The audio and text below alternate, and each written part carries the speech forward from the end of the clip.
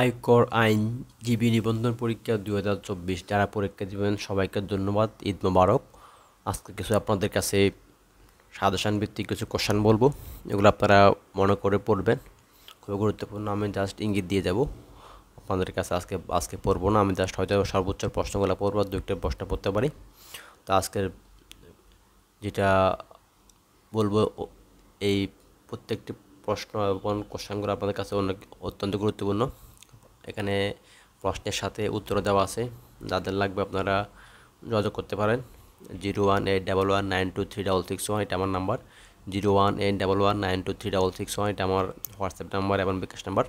তো আপনারা চাইলে পিডিএফ ফাইলটা নিতে পারবেন।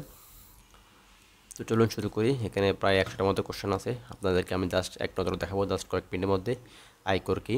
এক নম্বর কোশ্চেন, কোন ব্যক্তি আয়কর প্রদানের জন্য উপযুক্ত? আমি জাস্ট কোশ্চেনগুলো পড়তেছি। আয়কর কেন প্রগতিশীল কর বলা হয়? আয়করের জন্য আয়ের খাত কী কী? আয়কর অধ্যাদেশ 1984 এর আওতায় কী ধরনের করা হয়? ন্যূনতম কর কী? আয়কর প্রদানের কোনো বয়সসীমা আছে কি? আয়কর নিবন্ধন কি? আয়করের জন্য নিবন্ধন প্রয়োজন কেন? ইটিআইএন কি?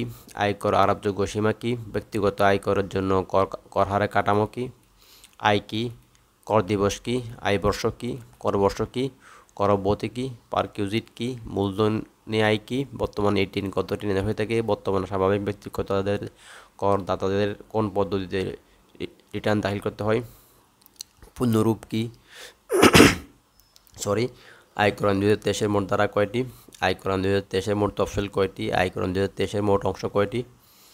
আয়কর আইন 2023 অনুযায়ী অনুমোদিত আনুষ্ঠানিক তহবিল কী কী? আয়কর আইন 2023 এর অনুযায়ী অনুমোদিত বার্ধক্য তহবিল বা পেনশন তহবিল কি? আপিল ট্রাইব্যুনাল কি? কর কি? করদাতা বলতে কি বোঝায়? নিবেশী কি?